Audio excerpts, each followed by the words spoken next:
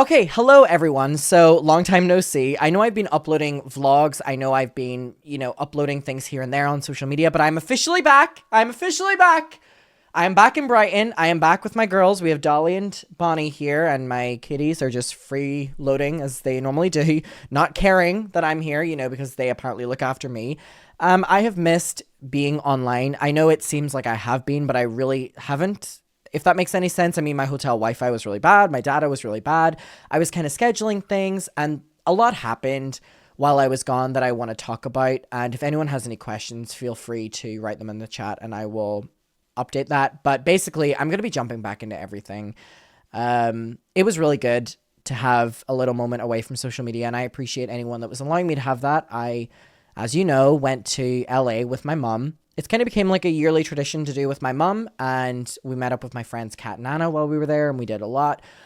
The thing was, this trip just came at a really shitty time. It did not come at a good time.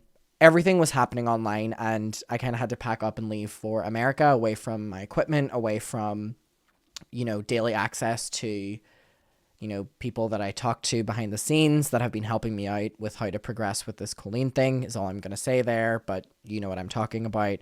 They're all based within the UK.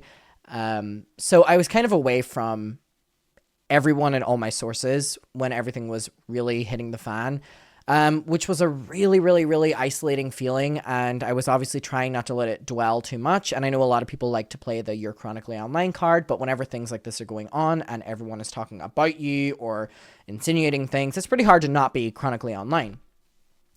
So I had an amazing time.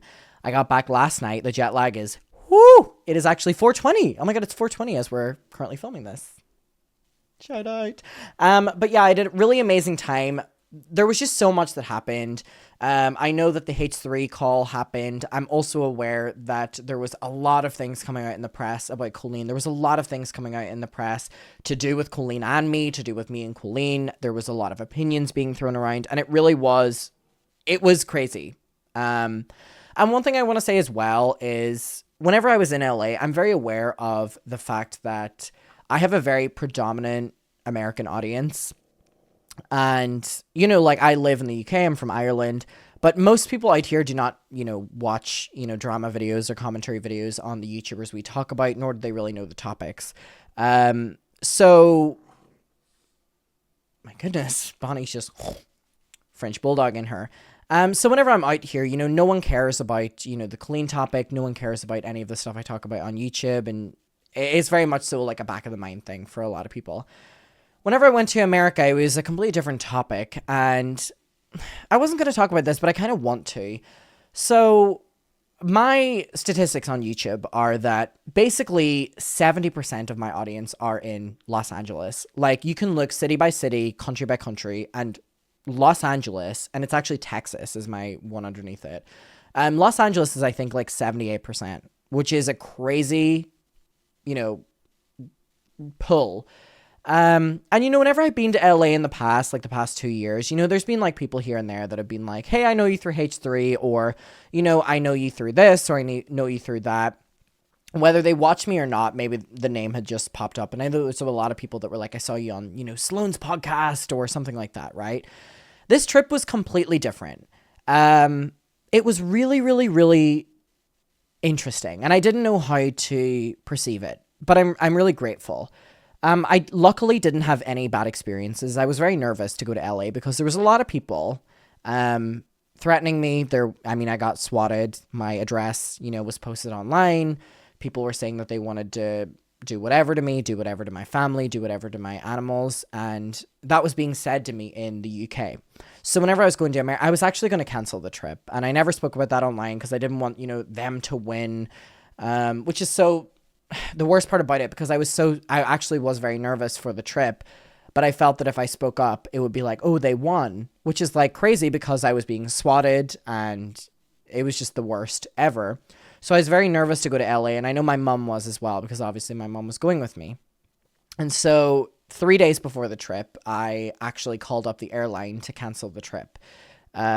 Because I did not feel comfortable going, because there was too much swatting, too much doxing, and I just felt that I was not even me. I felt like I was putting my mom in a dangerous position.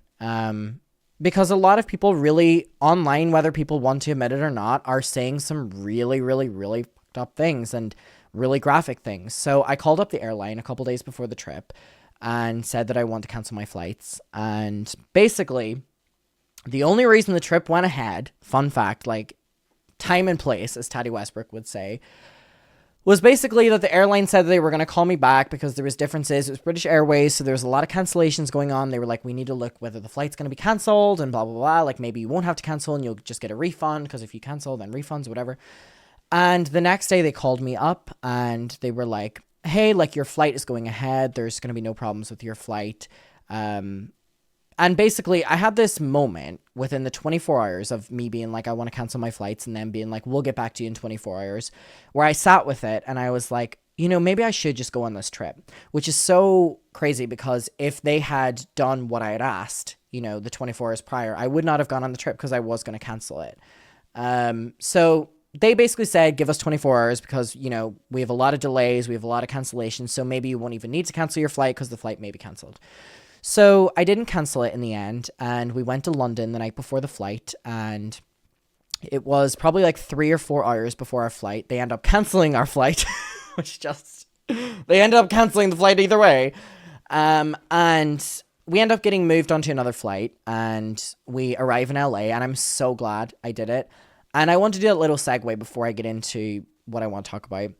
LA was such a different experience than anything I'd ever experienced in LA before. There was a lot of people coming up, whether they watched me or not. There was people saying that they had seen a news article, or there was people saying that they were fans of Colleen, or so this is in no way me being like, there was people coming up to me, because there were a lot of people that would come up to me that, you know, didn't know my name or didn't know really anything about me other than they had seen Colleen's video or things like that, right? That's what I'm getting at here.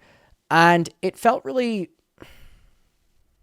it was interesting. It took a couple days to adjust because whenever we landed in LAX, there was a really sweet girl who was there with her school, and she came up to me and she basically started opening up to me about the fact that her story related to something she went through and how much that meant to her.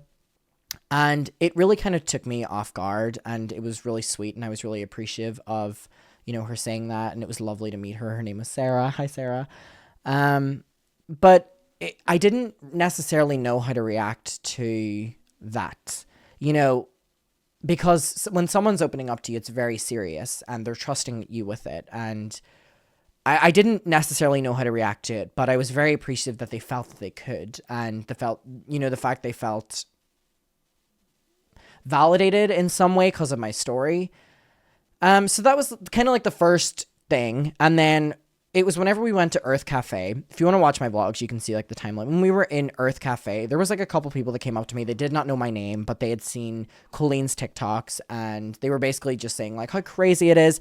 So there was a lot of people who knew about the situation. So it kind of made me feel on guard a lot on the trip. And in no way is that, you know, anyone's fault but myself. I just kind of felt that when people were coming up to me and being like, we saw you on TikTok, or we saw Colleen's video or something like that, I'm aware of how many people were swatting me. I'm aware of how many people were threatening me, that it kind of made me feel that if someone's coming up to me, what are their intentions? And my mom can tell you, but I was very, very, very nervous and on guard for many days on the trip, because you don't know what people's intentions are. And the fact that people were speaking so nasty towards me, it's like, who's to say one of those people will not come up to you? And there's a lot of people as well saying they were going to wait outside LAX airport for me. And I know I didn't believe they were ever going to do that, but it still makes you feel very nervous.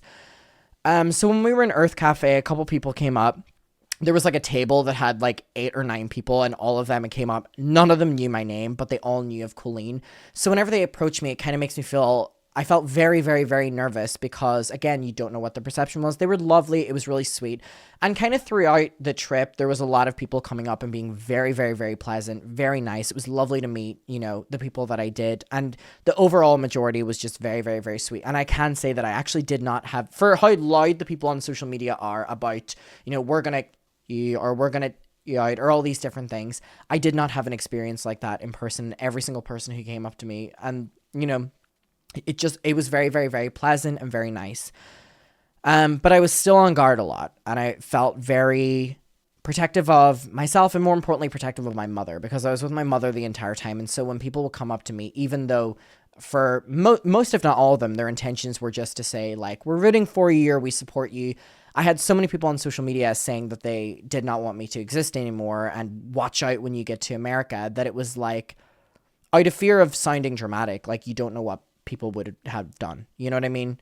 And that, I guess it does sound very dramatic for people who aren't reading what people were saying about me or anything like that. So one of the other things was we were in Universal one of the days. I think it was like our third day or something. And someone came up to me when we were in the shop and they basically introduced themselves. They were really pleasant. And they started opening up about a story that had happened to them. And it was very, very, very intense and very extreme. And you know, it made me really emotional, and it made me, oh my God, thinking about it now, what they told me was really, really, really rough that had happened to them. And I didn't know how to respond to it necessarily. I didn't know how to, I didn't know how to go with a conversation. I didn't necessarily know what I should be saying, if I'm saying is correct. I tried my best to let them know how, hurt they are and how, inspiring them telling their story is. And oh my God, I can't believe me saying something has any impact on that. But there was a lot of, I just didn't know how to the trip was so amazing in so many ways. And I just didn't know how to respond when people would come up to me. And there was quite a few people that came up to me and opened up about really intense things that had happened in their life. And I feel so, the fact that they trusted me with that is crazy and such an honor. But I just hope I didn't let anyone down, because there were so many people that were opening up and I didn't know what to say. And I didn't know, it's so hard to come into, put it into words right now. But like that day at Universal, I remember my mom had kind of set off in the corner and I was, standing talking to this girl, and she was super sweet and super nice. And she had just lived through the worst things ever. And I went back to my mom after it and she was like, are you okay? And I was like, yeah, that girl was really sweet. And I was like, I need to go to the bathroom. And I went to the bathroom and I just kind of and it's nothing on, that person at all, but I just kind of sat in the bathroom for a bit and I was like, I don't know what to say to people whenever they're so graciously opening up to me. I don't want them to ever think that I'm not listening or I'm not giving good advice, but it's I don't have advice. I don't have, I don't know what to say. I mean, I'm still processing through things I've gone through in my life that aren't even to do with Colleen. And so the trip was so incredible and so amazing. And there was so much support, especially the days I was at Disney. Oh my God. And the day I was at Vanderpump, Lisa Vanderpump's restaurant, there were so many people that had known about Colleen or something like that. And I was thinking about it and I was like, oh, because people that watch reality shows also watch, drama content online. So it's the audiences cross over. And I think there was, hold on, let me see if I can pull this up. But anyway, I hope for anyone who came up to me that whatever you had opened up about, that I made you feel as listened to and valid as possible. But I also want to be honest that for a lot of the trip, I kind of was, I just didn't know how to respond to a lot of it. I didn't expect a lot of it. And the Colleen thing is sorry, I'm trying to find this. The Colleen thing is so new to me ever since, the Cody thing was brought up and stuff, that I don't necessarily know how to address it. And I don't know. I mean, look, there's this person who came up to me at Pump, and the Lisa Vanderpump, he was so sweet. And I was posting on my Instagram story when people were taking photos and stuff like that. People were genuinely so sweet and so kind to me. And there was a couple days in where I was able to be because again, out of fear of sounding too dramatic, there was a lot of people that were writing a lot of very threatening things. And actually a couple days into my trip, someone posted the hotel I was staying at and they were like, we're going to come find you and all this bullshit. And it was I just didn't let it get to me. But whenever you're reading all this and then people are coming up to you and they were being sweet and they were being kind, it just kind of makes you feel that, you know what I'm saying, right? There was a lot of days on the trip where I just kind of felt really, really, really protective of myself and of my mom. But in the end, there was no bad experiences whatsoever. No bad experiences at all. Everyone was so lovely, so kind. I had the most incredible trip, the most amazing trip. I had the most amazing time with my mom. I had the most amazing time with my friends Kat and Anna. Everyone who said hello or whatever was so polite, and there was a lot of people, by the way, that would come up and be like, "Do you mind if I talk to you for a second?" And I'd be like, "Of course." And they'd be like, "I just don't know how raw this is." And it was like, so for people to act like that in person, and then people online be like, "We're going to come and, we know which hotel you're staying at. You're staying at the 60 in Beverly Hills, and we're waiting outside," was actually what was being posted. Because that was the hotel I was staying at. They were like, "We're outside the 60 Beverly Hills. Like, we're waiting for you and your mom." It was, sorry, I have a cat hair on my nose. It was a very, very, very bizarre, you know, thing to have to process. I'd never dealt with that before. I had never dealt with it. So when people would come up and they would be sweet and they would, just want to say hello, or they would just want to talk about their experiences, I did not know what their intentions were. And obviously all of them were amazing, but it was, it was something that I had to deal with, and I appreciate everyone being so sweet, but that came with the constant fear of shit. Like, I didn't live post at all on the trip. My vlogs were, this cat hair is pissing me off. I'm so sorry. I didn't live tweet on the trip at all. I know a lot of times in the past I will be like, "I'm here," or "I'm here." Whenever I was at Disney, I posted about Disney the next day. If I was at Universal, I posted about it the next day. If I was at a restaurant, I posted about it the next morning. Or my vlogs, I posted the next day.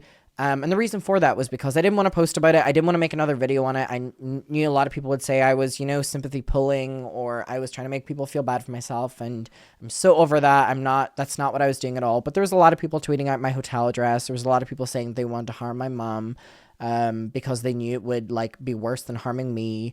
There was a lot of people trying to threaten my friends that I was meeting up with. And yeah, it was interesting. It was an interesting few days. Well, I was there for like a week and a half. But overall, the trip was incredible. Everyone was so kind and so amazing. And everyone who was saying all those things was strictly just being chronically online. I actually felt very safe over there. I just had the most amazing time. We did Disney. Like I said, we did Universal. I met Def Noodles in his comedy club. I made a video on that. But yeah, there was a lot of things that happened. H3 did their stream. I made a video on it whenever I talked about, that they were going to be going on when I was at Disneyland. H3 had Oliver, Becky, and Johnny on, and I'm actually going to be watching that for the first time tonight. And maybe I'll upload that. Maybe I won't. But I do want to watch it on stream tonight. I saw a clip, and Olivia did an amazing job. As always, I'm appreciative that H3 were, so gracious to not come down on me hard for, going to Disneyland with my mom, and them actually wishing me well. And them kind of saying that, the people that were sending me hate were just being, delusional and, just out of pocket. But everything was really good. Everything was really, really, really good. And the reason I want to watch the H3 stream is because I know that obviously, there was mentions of me, and I just kind of want to know what was said necessarily, because I wasn't there. And again, that's completely my fault. I went on the Sophia Franklin podcast whenever I was in LA. I'm going to watch that tonight. She was such a darling. She was so sweet. And it was just a really good trip. And above anything else, it was just so great to be able to finally spend time with my mom again. She left a couple hours ago. She flew back to Ireland. Obviously, I live in Brighton right now. But the trip was really amazing. And what I do want to say is, to anyone who came up to me, or anyone who, didn't even know my name, but just knew the situation and was so kind, I appreciate that so much. And in comparison to what people were saying, it just kind of made me feel a lot more safe over there. I absolutely fell in love with California. I'm going to be honest this time. I've stayed in Hollywood the last 2 times that I stayed in LA. I stayed in the Hollywood Roosevelt. This time we stayed in the 60 Hotel, Beverly Hills. And I got to see, Malibu, Venice Beach. I fell in love with California. I think the people out there are so beautiful. I really, really, really love it. And I just had an amazing time. It was so great to just live and not be on my phone. So I appreciate you all for allowing me to do that. I'm going to be jumping back into uploads. I'm going to be jumping back into streams. And it was really well needed. So thank you all for being so patient with me. I am now back. And that is the update. Again, for anyone that came up to me and they just said hello, hi. Anyone who came up to me and they opened up about their stories, I hope I made you feel listened to. I hope I made you feel validated. I appreciate that you feel that you can open up to me and that you can trust me with that. And me not necessarily knowing how to deal with it or how to progress the conversation takes nothing away from the fact that I'm so appreciative that you feel that you can open up, and I hope I made you feel, heard. And yeah, I just kind of wanted to end it on that note. So that is the update, and we are going to be jumping back into everything. Thank you for allowing me to just kind of sit down and give you an update. And yeah,